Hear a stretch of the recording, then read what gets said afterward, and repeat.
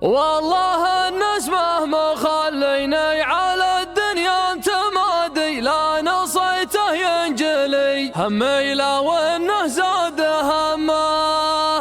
كل مكتب بيت في فعله شوف البيت عادي، ولا كتبته باسم غيره حط له في المجد قمه.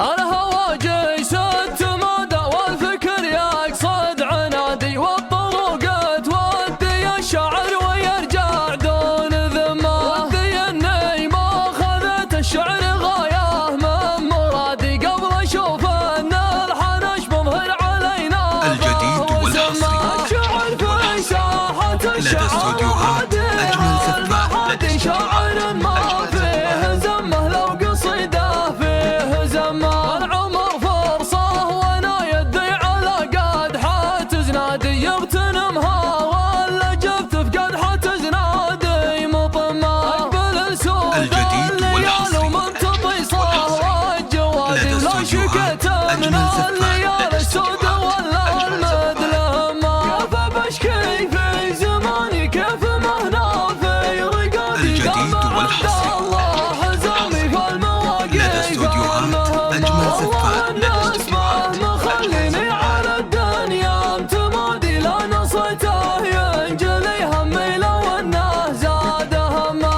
كل مكتب بيت في فعله شوف البيت عادي، ولا كتبته باسم غيره حط له في المجد قمه. ما خلقنا نظم الخصام فوجيها لا عادي، ما خلقنا الا علشان المواقف الملمه. الهوى جيش التمادى والفكر يقصد عنادي، والطرق تودي الشعر ويرجع دون ذمه. ودي اني ما اخذت الشعر غايه من مرادي، قبل اشوف ان الحنش مظهر علينا به وسمه. الشعر في ساحة الشعر هاديها المحادي، شاعر ما فيه زمه لو قصيده فيه زمه. الجديد والحصري وانا يدي على قدحة زنادي، يغتنمها ولا جبت في قدحة زنادي مطمه. اقبل السود